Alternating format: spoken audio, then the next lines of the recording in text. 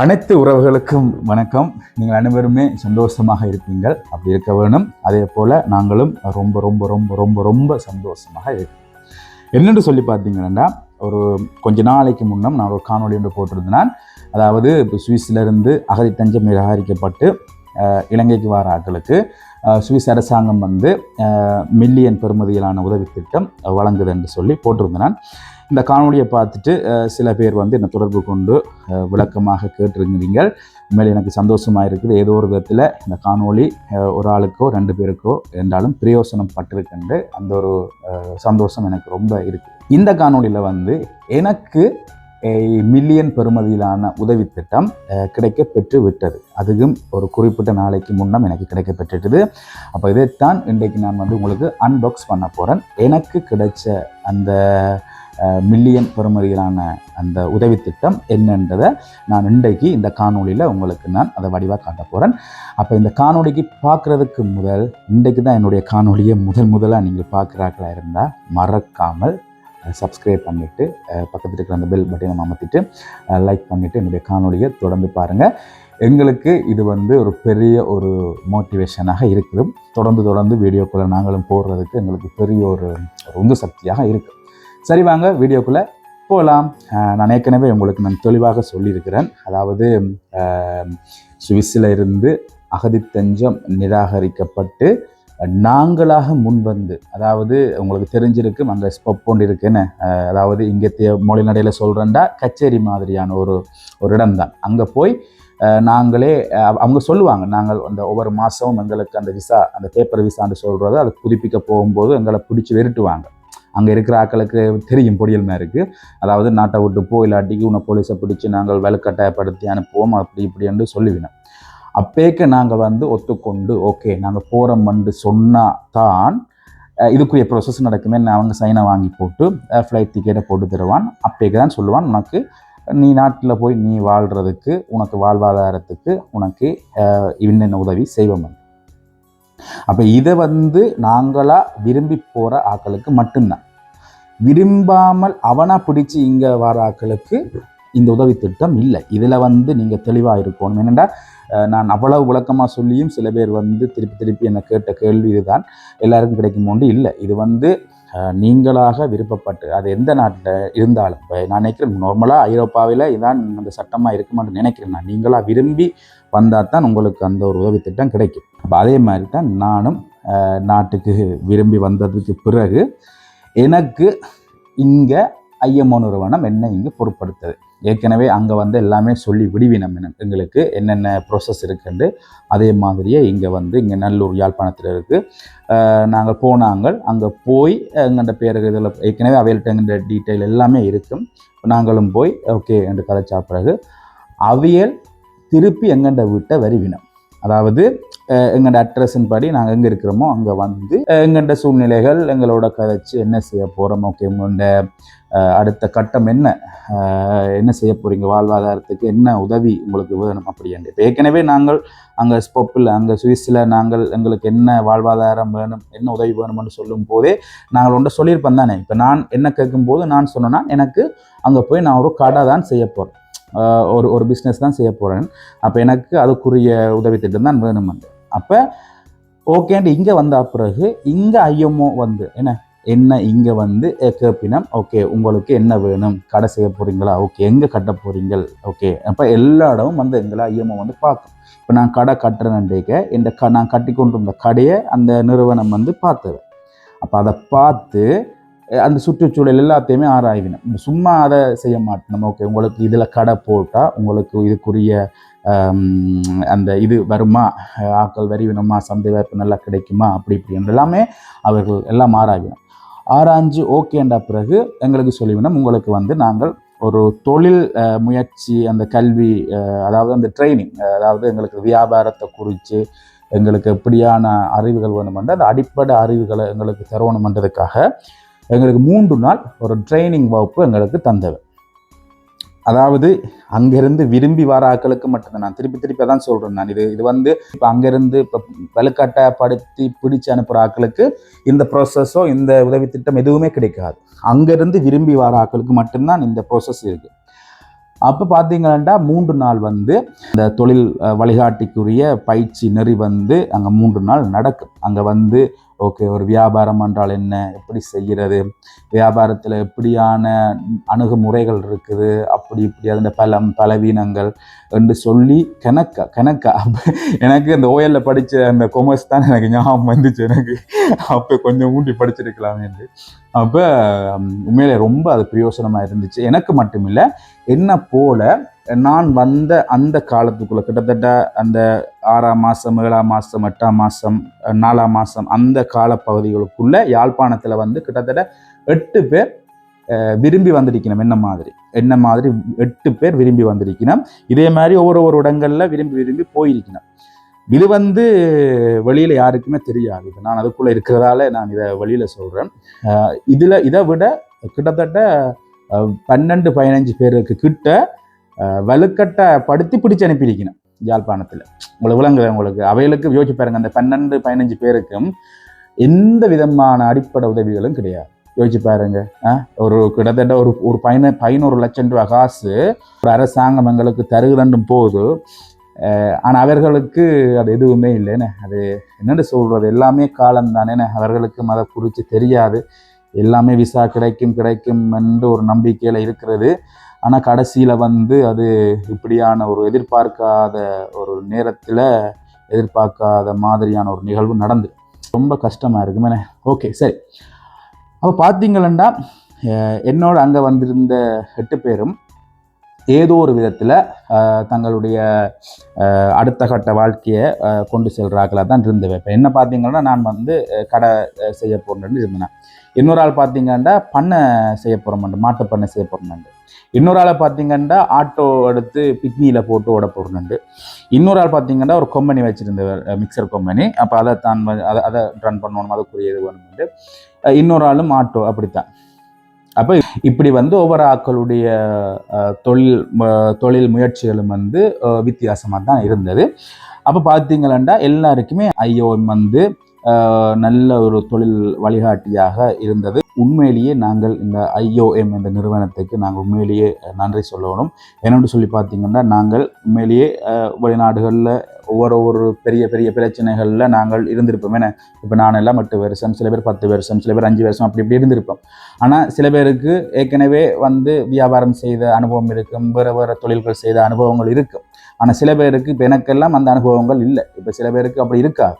ஆனால் எப்படியான எங்களை மாதிரியான ஆட்களுக்கு இப்படியான ஒரு தொழில் வழிகாட்டியை வந்து ஒரு கொடுத்து இப்படி வந்து ஒரு உத்வேகம் கொடுக்கறது உண்மையிலேயே ரொம்ப பெரிய விஷயம். எனக்கு என்ன பார்த்தீங்கன்னா, என்னுடைய தனிப்பட்ட கருத்து வந்து பார்த்தீங்கன்னா, ஐஓஎம் செய்த இந்த தொழில் வழிகாட்டி வந்து உண்மையிலேயே எனக்கு அவ்வளவு பிரயோசனமாக இருந்துச்சு. ஏன்னா சின்ன விஷயங்கள்ல இருந்து அவர்கள் எங்களோட அந்த கதைச்சு எங்களுக்கு என்னென்ன வேணும், எப்படியான பிளானிங் வேணும். இப்போ நான் கடை செய்ய போகிறேன்னா எங்களுக்கு இந்த கடைக்குரிய பிளானிங் எப்படி இருக்கணும், நீங்கள் எப்படி செய்தால் அவங்களுக்கு நீங்கள் நல்லா ரன் பண்ணலாம், அப்படி இப்படின்னு சொல்லி ரொம்ப நல்ல ஒரு வழிகாட்டியாக இருந்தது. அது மட்டும் இல்லாமல் இந்த உணவு முறைகள்லையும் வந்து நல்லா கவனிச்சினோம். காலம் 8 மணிலேருந்து பின்னேரம் 3 மணிக்கு மட்டும் அந்த வகுப்பு நடக்கும். காலமேலேருந்து பின்னேரம் மட்டும் நல்ல சாப்பாடு, அதுவும் வலம்புரி ஹோட்டலில் மச்சம். உங்களை விரும்பினா எதென்றாலும் சாப்பிடலாமான்னு சொல்லிட்டார் சார் சுசி சார். உண்மையிலேயே ரொம்ப தேங்க்யூ சார் சுசி சார். மற்றது பார்த்தீங்கன்னா, அந்த 3 நாள் வகுப்பு நடந்து முடிஞ்சு அந்த கடைசி நாளில் வந்து 3ஆவது நாளில் வந்து ஒரு குறிப்பிட்ட தொகை, நான் நினைக்கிறேன் ஒரு 10,000-15,000 காசு தந்தவை. ஏனெண்டா ஓகே, இப்போ நாங்கள் இந்த 3 நாளுண்டாலும் வெளியில் ஒரு கூலி வேலைக்கு போனாலும் ஏதோ ஒரு காசு வந்திருக்குந்தானேன்னு சொல்லி அவர்கள் வந்து ஒரு ஊக்குவிப்பு தொகையாக அந்த காசு தந்தவை. ரொம்ப சந்தோஷம் எனக்கு. இப்போ எங்களுக்கு பார்த்தீங்கன்னா, இப்போ இந்த வகுப்பு எல்லாமே முடிஞ்சு இப்போ எல்லாமே நாங்கள் ஓகே கன்ஃபார்ம் தான். இப்போ நாங்கள் கடை செய்ய போகிறோம்னு கன்ஃபார்ம் தான். ஓகே, இன்னொரு ஆள் வந்து தான் ஆட்டோ ஓகே ஓட போகிறேன்ன்றது கன்ஃபார்ம் தான். இன்னொரு ஆள் வந்து தான் மாட்டு பண்ண வைக்கிறது கன்ஃபார்ம் தான் என்று சொல்லி இந்த 3 நாள் வகுப்புக்கு பிறகு அவர்கள் ஓகே எல்லாமே கன்ஃபார்ம் என்று சொல்லி எங்கள்கிட்ட எல்லாமே சைனை எல்லாம் வாங்கி எல்லாம் ஓகே என்று சொன்ன உடனே அதை வந்து அவர்கள் சுவிஸுக்கு அனுப்பிவினோம், எங்கள் செம்முக்கு அனுப்பிவினோம். அவர்கள் வந்து ஓகே, ஏற்கனவே நாங்கள் அங்கே ஒன்று சொல்லிட்டு தான் நான் வந்திருப்பேன். ஏற்கனவே அது நான் உங்களுக்கு இந்த போன காணொலியில் உங்களுக்கு சொல்லியிருக்கிறேன்.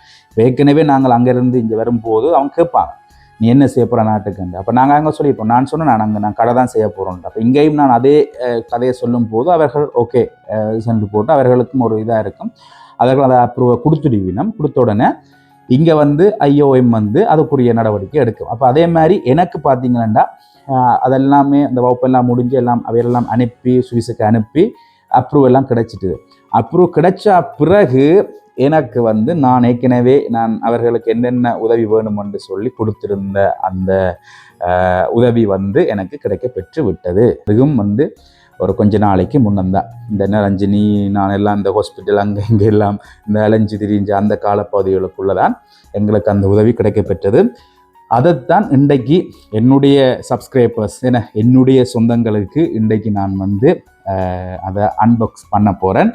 எனக்கு என்ன கிடைச்சது, எனக்கு என்ன உதவி திட்டம் கிடைச்சது, அந்த மில்லியன் பெறுமதியிலான உதவி திட்டம் எனக்கு என்னன்றதை இப்போ நான் இந்த காணொலியில் உங்களுக்கு நான் காட்ட போகிறேன். சரியோ, வாங்க மக்களே, உங்களுக்கு காட்ட போகிறேன். என்னென்னு பார்த்தீங்களா, வாங்க வாங்க வாங்க வாங்க வாங்க அப்படியே முன்னுக்கு நின்று அப்படியே காட்டுங்க. சரியா, நான் வந்து நான் உதவி திட்டம் கேட்டேன் பார்த்தீங்களாண்டா, நான் வந்து இப்போ கடை தானே போட போகிறேன். அப்போ நான் வந்து கேட்டேன், இப்போ கடை கட்டுறதுக்கு நீங்கள் எனக்கு உதவி செய்வீங்களோன்னு கேட்டேன். அப்போ அவர்கள் சொன்னவ எனக்கு கடை கட்டுறதுக்கு வந்து அந்த ப்ராசஸ் வந்து கணக்காக இருக்குது. ஏனெண்டா அது வந்து நான் பேர்கிட்ட வந்து இன்ஜினியர்கிட்ட போயிட்டு நான் கொட்டேஷன் வாங்கிட்டு வருவோம்.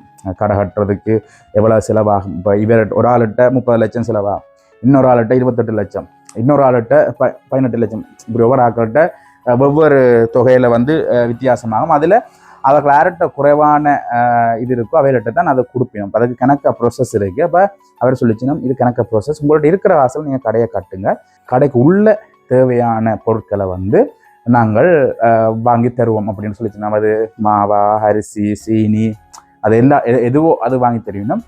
ப்ளஸ் உங்களுக்கு கடைக்கு வேண்டிய இலத்திரனியல் உபகரணங்கள் எதுவாக இருந்தாலும் உங்களுக்கு வாங்கி தருவோம். அப்போ நாங்கள் யோசிச்சு போட்டு ஓகே எங்களோட கடைக்கு என்ன தேவை என்று யோசித்தோம். அப்போ ரஞ்சினி சொல்லிச்சு ஓகே என்னென்ன தேவைகள் இருக்குமெண்டு. அப்போ அதைத்தான் இன்றைக்கு உங்களுக்கு காட்ட போகிறோம். இதை பார்த்த உடனே உங்களுக்கு விளங்கி இருக்குமோ தெரியாது என்னண்டு. ஓகே, இப்போ இதை நான் வந்து அன்பாக்ஸ் பண்ண போகிறேன்னு ஏற்கனவே பண்ணியாச்சு தான் இருந்தாலும். Okay okay டாட்டாடாங் டாட்டாடாங் டாட்டாடாங். யா சீனோ எப்படி இருக்கு? நல்லா இருக்குல்ல? எனக்குமே ரொம்ப சந்தோஷமா இருக்கு. எனக்கு சத்தியமா சொல்றேன், அவ்வளோ சந்தோஷமா இருக்கு. நான் ஒரு கடை முதலாளியாக போறேன் என்ற போது சத்தியமா ஓகே. என்ன ஏதோ வாழ்க்கையில அடுத்த கட்டத்துக்கு போறேன்னா ஒரு ஒரு தொழில் வேணும் தானே. என்ன அப்போ இதுதான், இது பார்த்தீங்கன்னா இது வந்து டபுள் டோர் ஃப்ரிட்ஜ். இதில் வந்து சோடா, மைடோ, யோகேட்டுகள் எதுவாக இருந்தாலுமே தண்ணி போத்தல் எல்லாமே இதில் வைக்கலாம். சிசில் இந்த பிராண்டில் இருந்து எடுத்து நாங்கள். அப்போ இதுதான் எப்படி இருக்குது. இது வந்து உண்மையாக எனக்கு தெரியாது, இந்த ப்ரோசஸ் எப்படி இது ஒன் பண்ணுற ஒன்றுமே தெரியலை. அவையில் வருவினம், அவையில் வந்து எங்களுக்கு எல்லாமே இது செய்து காட்டிவினம். இது வந்து உருளும். இது வந்து இப்போ எல்லாம் இதில் கிளிப் போட்டிருக்கு. இதை எடுத்து போட்டிருந்தா இங்கேருந்து இப்போ அங்கே உருட்டி அப்படி வைக்கலாம். சரியோ, இப்போ இன்னும் நாங்கள் பார்த்தீங்களாண்டா எங்களுடைய ஒரு பிளாஸ்டர் போட்டு ஒட்டி விடுவோம். சரியா, இப்போ பார்த்தீங்களாண்டா எங்களோட கடை வேலையில் வந்து பேர் வந்து கேட்டிருக்கிறீங்க. ஏற்கனவே நான் கிட்டத்தட்ட 2-3 மாதத்துக்கு முன்னமே நான் இந்த காணொலி போட்டுட்டேன். நான் கடை வேலை நடந்து கொண்டிருக்கேன், இன்னும் முடியலை. ஏனண்டா சில அது ஒரு பெரிய ஒரு ப்ராசஸ். என்ன கடைன்றது கட்டுறேன்டா அது ஒரு நான் முந்தி எதிர்பார்த்தது அங்கே இருக்க கடை கட்டுறேன்டா ஒரு 10 லட்சம் ரூபாய்க்குள்ளே கட்டலாமன்ற. ஆனால் அது என்னென்னு சொல்கிற போக செலவு கூடிக்கொண்டே போகுது. அப்போ இந்த ஹாஸ்பிட்டல் அது இது வந்ததால் எல்லாமே ஒரு இதாக போயிட்டுது. இப்போ அடுத்தது பார்த்தீங்கன்னா நாங்கள் இன்னொன்று வாங்கினான். இப்போ பார்த்தீங்கன்னா ஏணி.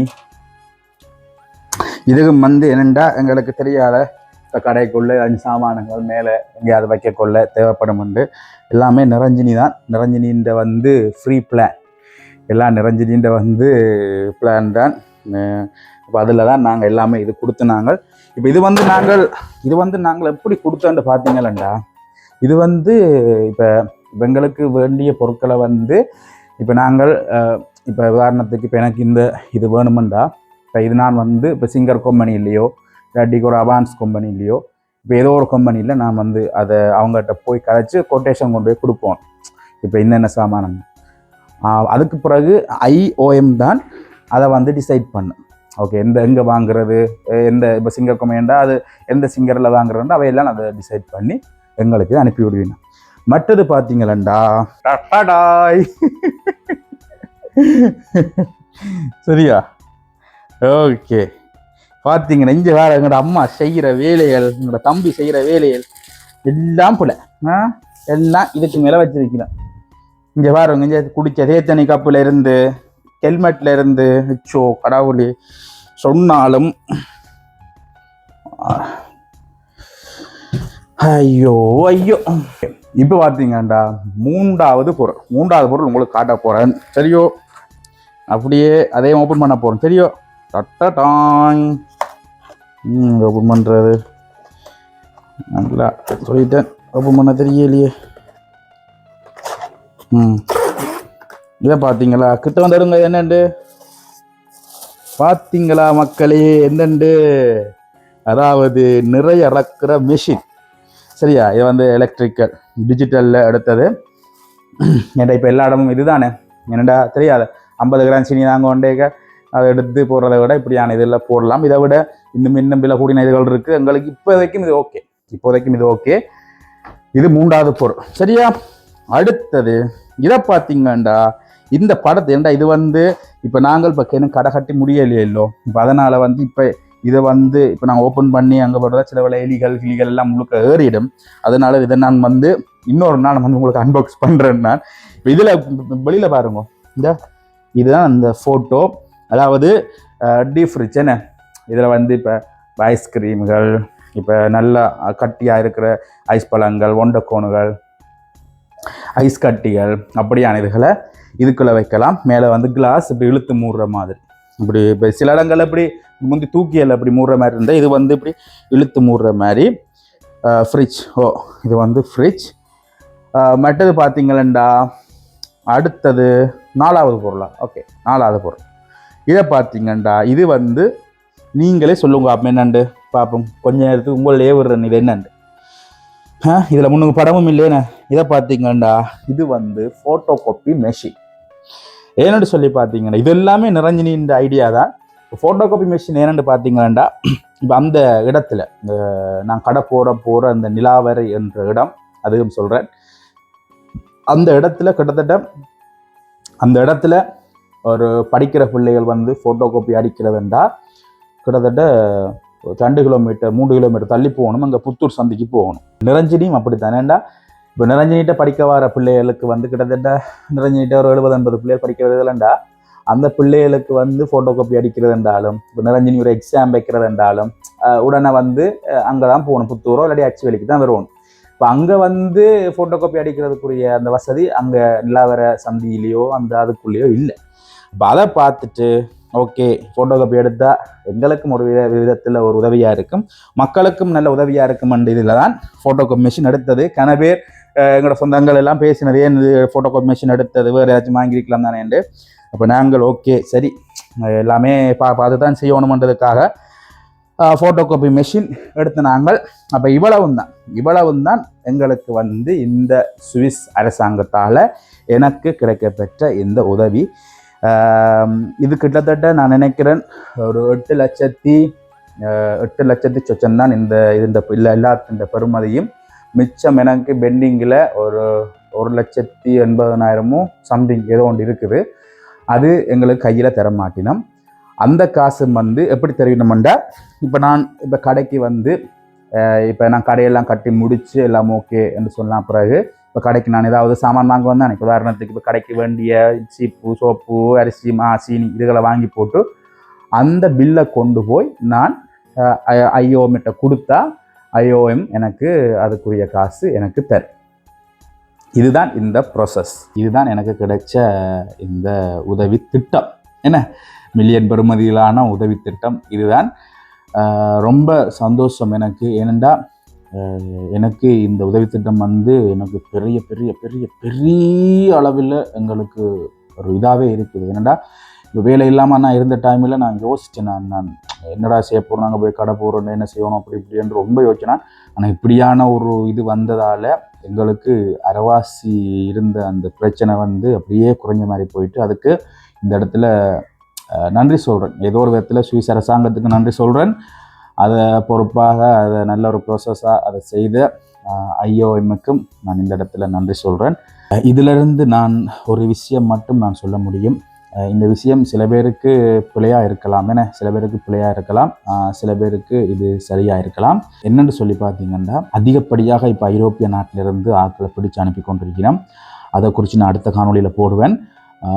உண்மையிலேயே ரொம்ப கஷ்டமாக இருக்குது எனக்கு. என்னென்னா என்னுடைய ஃப்ரெண்ட்ஸ் ஆட்கள் எடுத்து கதைக்கும் போது ரொம்ப ஒரு ஒரு ஒரு என்னென்னு சொல்கிறோம், இந்த கொரோனா டைமில் எல்லாம் பயந்து இருப்பினமே அப்படியான ஒரு சுச்சுவேஷன் மாதிரி தான் நாங்கள் இருக்கணும் எல்லாருமே. அப்போ ரொம்ப ஜாக்கிரதையாக இருக்கணும். இப்படி வந்து உங்களை பிடிச்சி வலுக்கட்டாயப்படுத்தி உங்களை அனுப்புகிற அந்த நிலைமை வந்தால் யோசிச்சு பாருங்கள். சரி, நீங்கள் அங்கே 4 காசு உழைச்சிருப்பீங்களா, இந்த காசு சில பேருக்கு வந்து அங்கே மாதம் 6-7 லட்சம் உழைக்கிற ஆட்களுக்கு இதெல்லாம் பெருசாக இருக்காது தான். இருந்தாலும் தெரியாத இப்போ வேலைகளில் அப்படி இப்படி என்று இருக்கிறது பெருசாக குறைவு தான், கஷ்டம். ஒழுங்கான சம்பளங்களும் இல்லை. சில பேருக்கு தான் அந்த நல்ல ஒரு அதிர்ஷ்டங்கள் இருக்குது. அப்போ ஒரு கட்டம் உங்களுக்கு விளங்கி சென்றா ஓகே, நீயும் கஷ்டம் சிக்கல் நடக்க போது பிடிச்சி அனுப்ப போகிறாங்கன்னு உங்களுக்கு சாடு மாதுவாக அவங்களுக்கு கொஞ்சம் என்றாலும் அது தெரிய வரும். அப்படி வரும்போது நீங்களாக ஒத்துக்கொண்டு நீங்கள் வந்தீங்கன்னா உங்களுக்கு இப்படியான உதவி திட்டம் கிடைக்கும். இதை மனசில் வச்சு செய்யுங்க. அவங்களா பிடிச்சி அனுப்பினா உங்களுக்கு எந்த விதமான இதுவும் கிடைக்காது. வாழ்க்கை ஒரே ஒரு முறை தான் வாழ போகிறோம். எங்களுக்கு இன்னொரு வாழ்க்கை இல்லை, அது தெரியும் எங்களுக்கு. இது வந்து வெளிப்படையான இருக்கிற உண்மை. ஆனால் எங்களுக்கு அது வந்து தெரியாதுன்னு நாங்கள் யோசிக்க மாட்டோம். நாங்கள் அப்படி யோசித்தா நாங்கள் சித்தராகி போடுவோம். வாழப்போகிற ஒரு வாழ்க்கை, இதை சந்தோஷமாக நாங்கள் வாழுவோம். நாங்கள் அடுத்த கட்டம் நாளைக்கு என்ன நடக்குமென்று தெரியாது. இருக்கிற காலங்களில் சந்தோஷமாக குடும்பங்களோட ஏதோ ஒரு நேர சாப்பாடோ கூழோ கஞ்சியோ இருந்தாலும் ஒரு சொந்த வீட்டில் மனுஷி பிள்ளைகள் அம்மா அப்பாக்களோட சகோதரங்களோட இருக்கிற அந்த வாழ்க்கை எங்களுக்கு திரும்பி எப்போவுமே எங்களுக்கு எப்போவுமே வராது. அதோட அந்தந்த வயசில் அந்தந்த விடயங்களை நாங்கள் அனுபவிக்க பழகுவோம். ஏன்னா இப்போ எங்களுக்கு ஒரு 20-22 வயசில் நாங்கள் பொடியலோட சுற்றுவோம் கொள்ளுவோம். ஏன்னா இதே நாங்கள் வந்து ஒரு 35-40 வயசில் இப்படி செய்யலாம். ஏன்டா பொறுப்புகள் வந்துடும், அது வந்துடும், இது வந்துடும். அப்போ அதுதான் எல்லாமே அந்தந்த வயசுகளில் தான் எல்லாமே நாங்கள் அனுபவிக்கணும். இதுகளை விட்டுட்டு வெளிநாடுன்னு போய் எங்கள்ட சந்தோஷங்களை துளைச்சி நிம்மதிகளை துளைச்சி காசுன்னு சொல்லி ஓகே, காசு வேணும் தான். எங்களுக்கு காசு இல்லாமல் இந்த காலத்தில் யாருமே மதிக்க மாட்டாங்க. சத்தியம், அது உண்மை. என்னுடைய வாழ்க்கையில் நான் பட்ட அனுபவம். எங்கள்கிட்ட ஒரு காசு இருந்தால் தான் 4 பேர் 4 சொந்தம் எங்களை மதிக்கும். எங்கள்கிட்ட காசு இல்லாட்டிக்கு அது யாருமே எங்களை மதிக்க மாட்டாங்க. ஏனெண்டா காசுக்கு அவ்வளவு பவர் கூடிட்டு இருந்தாலும் எங்களுக்கு போதுமான காசு இருந்தால் காணும். எங்களுக்கு இன்றைக்கு சாப்பிட எங்களுக்கு காசு இருந்தால் காணும், அவ்வளவுதான். ஆனால் நாங்கள் அதை எப்படி பார்க்குறோம்னா எங்களுக்கு மூட்டையாக காசு கொண்டு தான் நாங்கள் பார்ப்போம்.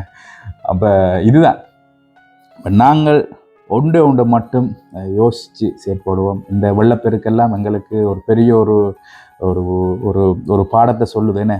இவ்வளவுதான் நாங்கள் சேர்த்து, நான் எல்லாம் இந்த அங்கே உழைச்ச காசு தானே, இப்போ இவ்வளோ சேர்த்து நான் இந்த வீடை கட்டினாலும் ஒரு வேளை அங்கே வெளி மாவட்டத்தில் நடந்த அந்த வெள்ள அழிவு இங்கே யாழ்ப்பாணத்தில் இந்த எங்கள்ட வீட்டுக்கு வந்து ஒரு வேளை இந்த வீட்டை அழிச்சிருந்தால் யோசிச்சு பாருங்க, நான் 8 வருஷம் அங்கே உழைச்சி முக்கி நான் சேர்த்த காசு எங்கே போயிருக்கு?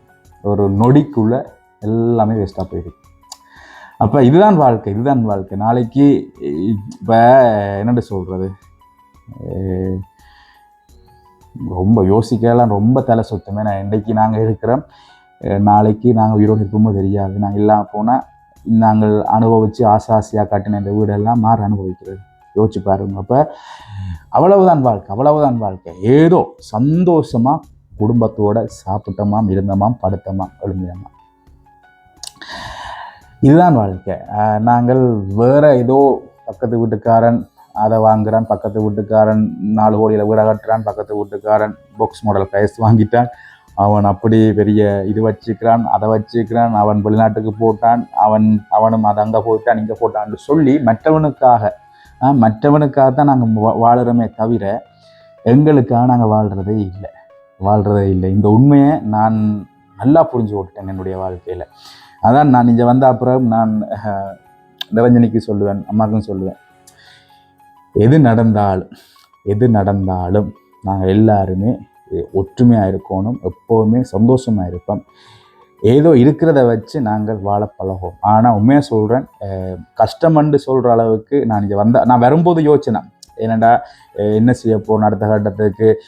இப்போ இப்போ இப்போ இப்போ சீட்டெல்லாம் அம்மா முந்தி போட்டிருந்தவா, இப்போ அதுக்கெல்லாம் மாதம் காசு வேணும், அப்போ அதுக்கெல்லாம் என்ன செய்ய போகிறோம், அந்த வீட்டு செலவுக்கு என்ன செய்ய போகிறோம்னு மைண்டுக்குள்ளே 108 விஷயம் ஓடிக்கொண்டே இருக்கும். ஆனால் சத்தியமாக சொல்கிறேன், நான் இங்கே வந்ததுக்கு பிறகு இந்த காசு பண ரீதியாக நான் கஷ்டப்படையில அவ்வளவு நான் சந்தோஷமாக இருக்கிறேன். ஏனென்றால் ஒரு விதத்தில் இந்த யூடியூப் வந்து என்னுடைய கடவுள். இந்த என்னுடைய வீடியோக்களை பார்க்குற நீங்களாம் என்னுடைய கடவுள், என்னுடைய செல்லங்கள். நீங்கள் இந்த வீடியோக்களை பார்க்குறதால எனக்கு ஒரு தொகை காசு மாதம் எனக்கு வரும். இந்த காசு எனக்கு என்னுடைய குடும்பத்தை நடத்துறதுக்கு எனக்கு போதுமானதாக இருக்குது, சத்தியமாக சொல்கிறேன். அதுதான் என்னுடைய அம்மா சொன்ன அன்றைக்கு, கண்ணா நீ அங்கே இருக்கும்போது நீ என்னுடைய வீட்டு பேர் கண்ணாவை ஓகே, அப்போ கண்ணா நீ அங்கே இருக்கும்போது நீ வந்து ஓரளவு நீ இது பண்ண, நீ கஷ்டப்பட்ட நீ தான் இருந்தாலும் எனக்கு கடைசி இந்த 2 வருஷம் நான் வேலை இல்லை, இப்போ கேம்பில் தார காசை தான் நான் நீங்கள் அனுப்புவேன், என்னை வீட்டு செலவுக்கு அனுப்புவேன். அப்போ அம்மா சொல்லுவாள், என்ன கேம்பில் தார காசுன்றா கிட்டத்தட்ட ஒரு 60,000 அப்படி தான் அனுப்புவேன். இப்போ அம்மா சொல்லுவா, இப்போ ஓகே, இப்போ அங்கேருந்து நீ அனுப்புகிற காசை இங்கே நீ யூடியூப் மூலம் என்றாலும் நீ அதை உழைக்கிறதானே என்று அம்மா சொல்லுவேன். எனக்கு ரொம்ப சந்தோஷமாக இருக்கும் எனக்கு. ஏன்னா ஏதோ ஒன்றை நான் இழந்துட்டேன், ஆனால் ஏதோ ஒன்றை நான் பெற்றுக்கொண்டுட்டேன்.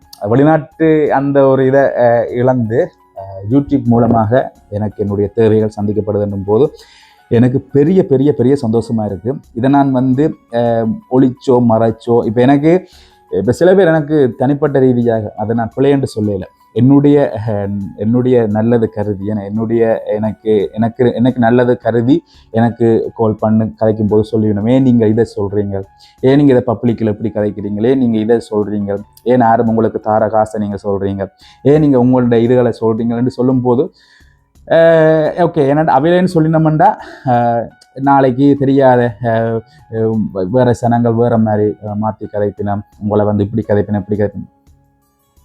நான் அவர்களுக்கு சொல்கிற ஒரே ஒரு விஷயந்தான், வீட்டுக்கு வீடு தான் வாசல்படி இல்லைங்க, வீட்டுக்கு வீடு வாசல்படி. எல்லாருடைய வீட்டிலையும் நல்லதும் இருக்குது கெட்டதும் இருக்குது. எல்லாருக்குமே சில பேர் உதவி செய்திருப்பாங்க, சில பேர் வந்து ஓகே அப்படித்தான். அது இப்போ எனக்குத்தான் வந்து எல்லாரும் உதவி செய்யணும் அப்படின்னு இல்லை, பெரும்பாலும் எல்லாருக்குமே யாரோ ஒரு ஆள் என்றால் உதவி செய்யணும். அது 4 பேர் வந்து வழியில் சொல்லும்போது தான் அது உதவி செய்த ஆக்களுடைய அந்த மனமும் சந்தோஷப்படும், பார்க்குற ஆக்களும் ஓகே 4 பேருக்கு நாங்களும் உதவி செய்யணும்ன்ற ஒரு எண்ணம் பெறும். ரொம்ப சந்தோஷம். இந்த யூடியூப் மூலமாக எனக்கு கிடைச்ச உறவுகளும் சரி, இந்த யூடியூப் மூலமாக நான் என்னுடைய வீட்டை நான் வந்து நடத்துறதுக்கு எனக்கு வருகின்ற அந்த பணமும் சரி, ரொம்ப சந்தோஷமாக இருக்குது. இதுக்கு எல்லாத்துக்குமே காரணம் என்னுடைய சப்ஸ்கிரைபர்ஸ் தான். நான் சத்தியமாக சொல்கிறேன், என்னுடைய அம்மா மேலே சத்தியமாக சொல்கிறேன், என்னுடைய வாழ்க்கையில் ஒரு திருப்பு முனையாக இருந்தது என்னுடைய சப்ஸ்கிரைபர்ஸ் நீங்கள் தான். கண்டிப்பாக நீங்கள் எனக்கு தர ஆதரவுக்கு நான் மேலும் மேலும் மேலும் மேலும் மேலும் நல்ல நல்ல காணொலிகளை போட்டுக்கொண்டிருப்பேன். உங்களுக்கு உண்மையாக இருக்கணும் மட்டும் ஆசைப்பட்றேன். உண்மையானது என்ன, யதார்த்தமாக இருப்ப மட்டும் ஆசைப்பட்றேன், அவ்வளவுதான். உண்மைக்கும் யதார்த்தத்துக்கும் வேறுபாடு இருக்குது. நான் யதார்த்தமாக இருக்கணும் மட்டும் ஆசைப்பட்றேன். இதுதான் வாழ்க்கை. ஏதோ என்னுடைய காணொலி ஏதோ ஒரு ஆளுக்கு கண்டாலும் பிரயோசனப்படும் மட்டும் ஆசைப்பட்றேன். தான் நான் அன்றைக்கு போட்ட இந்த காணொலி, இந்த சுவிஸ் அரசாங்கத்தில் கிடைக்கிற உதவி திட்டம், அங்கேருந்து அகதித்தஞ்ச நிராகரிக்கப்பட்ட வந்த ஆக்களுக்கு கிடைக்கிற உதவி திட்டம் என்ற ஒரு காணொலி போட்டு எனக்கு கிட்டத்தட்ட நான் நினைக்கிறேன் ஒரு 3-4 பேர் நினைக்கிறேன். நான் எடுத்து விசாரிச்சிருந்தவ, என்னோட கதைச்சிருந்தவ இங்கே வாரதுக்குரிய அந்த ஐடியாவில் இருக்கினேன். அது என்ன அந்த பொய்யா கதைச்சினமோண்டுப்பா, அது பொய்யா கதைச்சினமோ இல்லாட்டிக்கு எனக்கு அந்த தெரியாது. சும்மா அந்த நக்கல் ஏற்கனவே அப்படி கதைச்சிருக்கணும், அந்த நக்கல் விடுற மாதிரி அப்படி கதைச்சினமோ தெரியல. ஆனால் 2 3 பேரோட கதைக்கும் போது கொஞ்சம் எனக்கு அதில் உண்மை இருக்கிற மாதிரி விளங்கிச்சு சில பேர் கதைக்கும் போது. அப்போ ஓகே யோசித்தேன், ஓகே நான் கதைச்சது ஏதோ ஒரு விதத்தில் ஒரு ஆளுக்கு இருந்தாலும் அது பிரயோசனப்பட்டிருக்கும் போது எனக்கு ஒரு பெரிய சந்தோஷம் எனக்கு, அவ்வளவுதான். அப்போ இதுதான் எனக்கு கிடைக்கப்பெற்ற இந்த உதவி, என மில்லியன் பெறுமதியிலான உதவி இதுதான். சீக்கிரமாக கடை அளவில் எல்லாமே முடியட்டும். முடிஞ்ச உடனே எல்லாமே நான் உங்களுக்கு காட்டுவேன். உங்களுடைய அந்த வாழ்த்துக்கள், நீங்கள் மனசால வாழ்த்துற அந்த வாழ்த்துக்கள்லாம் எங்களுக்கு தேவை. கண்டிப்பாக நீங்கள் வாழ்த்துவீங்கன்னு நான் எதிர்பார்க்குறேன், நம்புகிறேன். அப்படி தான் நிச்சயமாக இருக்கும். சரி, ஓகே, என்ன இப்போ இந்த காணொளி இதோட முடிச்சு கொள்கிறேன். மீண்டும் ஒரு நல்ல ஒரு காணொளியில் உங்கள் அனைவரையுமே சந்திக்கும் வரை உங்களிடமிருந்து விடைபெறுகின்றேன். நன்றி, வணக்கம்.